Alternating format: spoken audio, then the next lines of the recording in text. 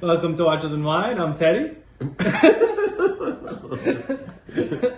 Come on, we got a lot of videos to go. I'm sorry. Welcome to Watches and Wine. I'm Paul. And I'm Michael. And today we're picking out the best watch under 5K. Our choice. Our choice. Our choice. Why are our wine glasses empty? So we're going to start separating the episodes between wine episodes and watches episodes. For the rest of this episode, say goodbye to the wine. Sadness. But don't whine about it. Dad jokes. What was your pick for the best watch under 5K? The one I'm picking is the Tudor Black Bay 54. And the reason why I like this is because it's a little bit smaller than the one that I have. So it's, instead of a 41, it's So what, 37, right?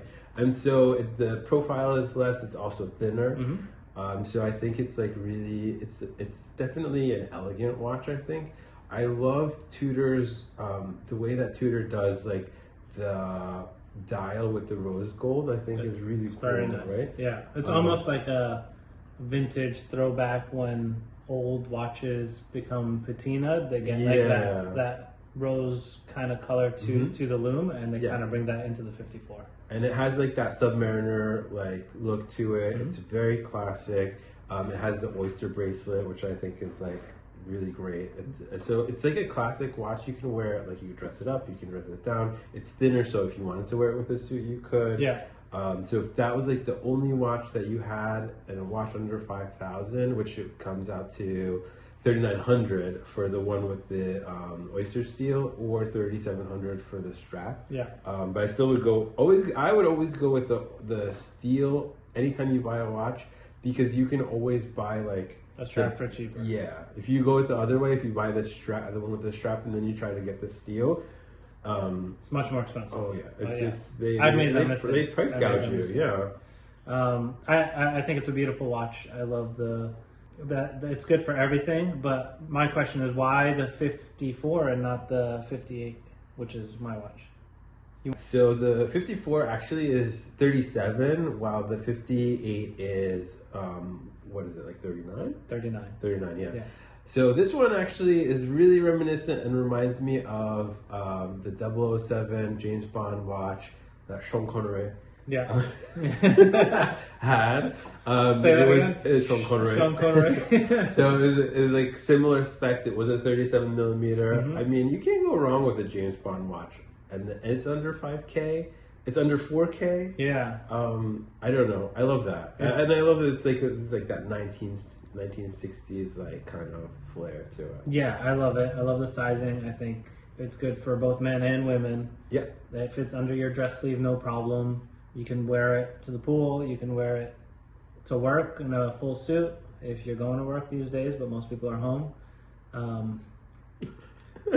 You can and the beauty of this is it still has the same as a 59 and the 41. It still has a 70-hour power reserve.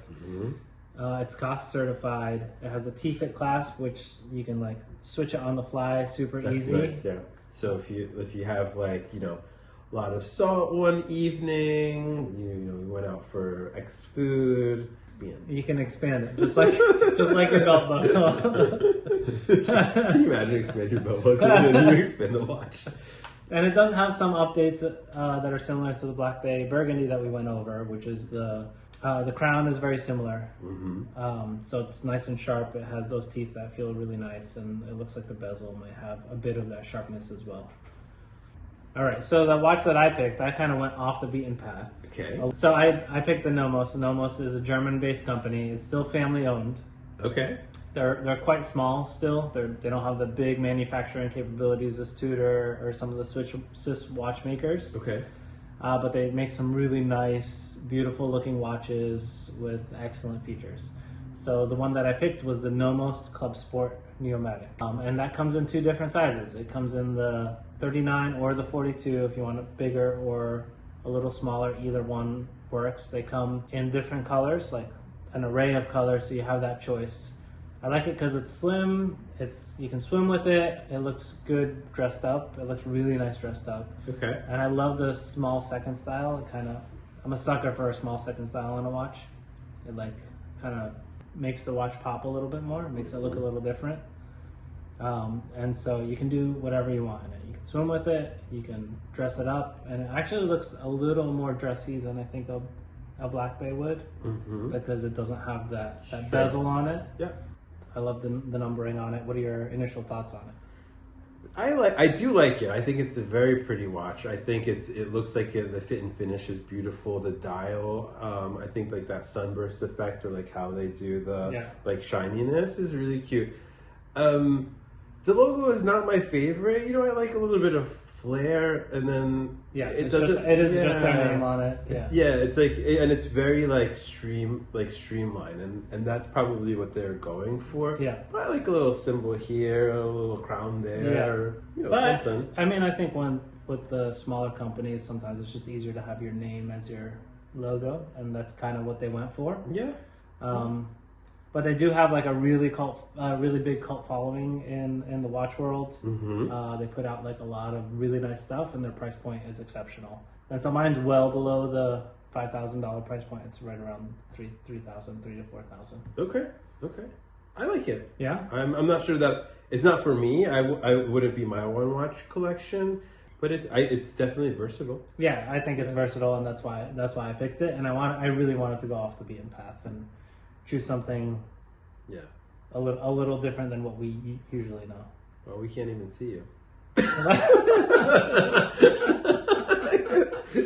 We're gonna send the search party. Where's Paul? Where in the world is Paul San Diego? So you were in like cornfield over there in Nebraska, and I'm like, I can't see him. I was hunting. Going down my trail. I'm like, what in the watch is this? Also, I think for you and watches, I think you know the Tudor, you know the Rolexes, you've seen them in person. Yes. And then a lot of these off-brand watches, you don't really appreciate until you have it in hand, just like the Omega. Right.